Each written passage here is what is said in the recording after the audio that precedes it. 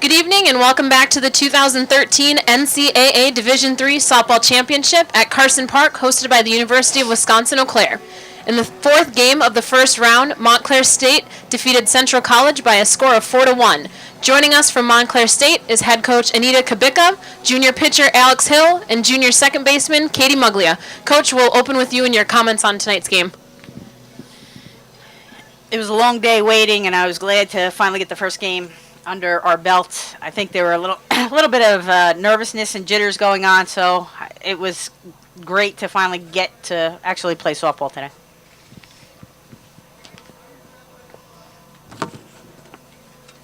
Alex, in the fourth inning, they had runners on second and third with 1 out. Since then, you compared the next 10 batters before they got one hit by the seventh inning. Did you make any adjustments from that point on? They didn't have another base run. I mean, we're always making adjustments, batter to batter, inning to inning. So I feel like absolutely after someone gets a hit, you're adjusting to when they're coming up again next and what pitches you haven't thrown them. So yeah, I would say there's adjustments always being made, regardless of whether they get a hit or not. There's always adjustments. Talk about your home run. All of a sudden it breaks up the game wide open. You're pitching well, and all of a sudden you go 3-1 win. How important is that? It's definitely important to start the game off with that. To be the first team to score, it just gives you, it takes some of the pressure off of your defense, of your teammates. Like after the home run, my teammates started hitting the ball a little bit more, so I definitely think it did help open the game, and also it does help because whether they score or not, like you still have a pretty good lead. So, it takes away some of the pressure of if somebody makes an error or if somebody, gets a hit, it's not like do or die with that because you still have a decent lead. Coach, can you talk about the performance of Alex on the mound and the plate today? Well, I think Alex's first at bat was a learning experience for her, honestly, to set up her second at bat.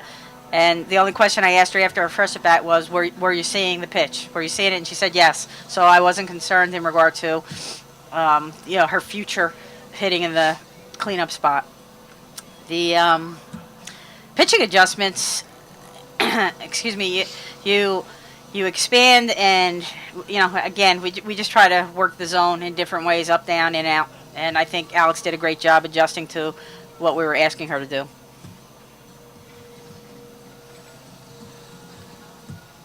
Katie, your team spent most of the season ranked number 1 in the NFCA polls. You're now ranked 3rd in the nation. Is there any added pressure with that ranking that comes along with it, or do you look at it more of an opportunity for you to protect that ranking that you currently have?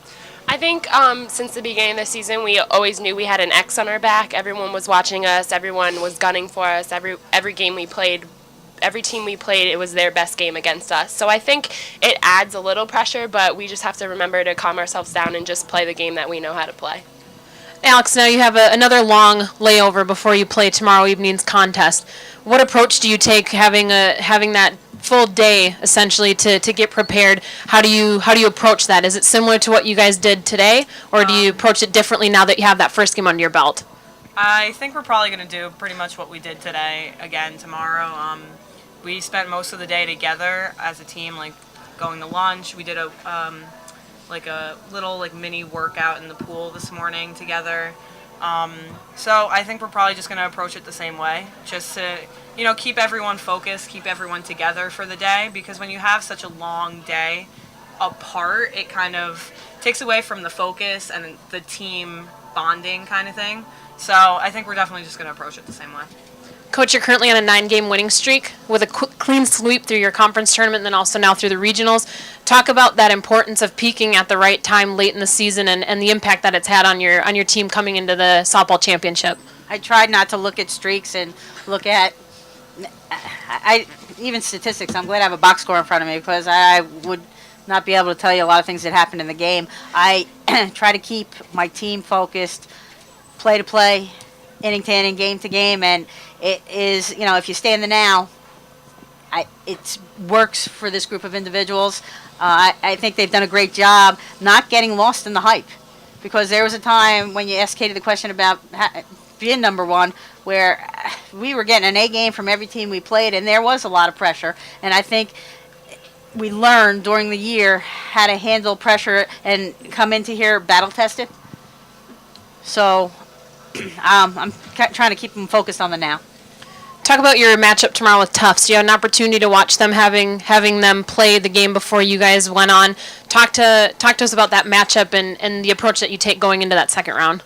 Tufts is a great team. The first time I noticed Tufts was when we hosted in 2009. We weren't playing in it, but I had the opportunity to see a great Tufts team, and I've been tracking them since. And even last year we didn't meet with bracket play, but got to watch a very quality softball team, and it's going to be a battle again for us tomorrow.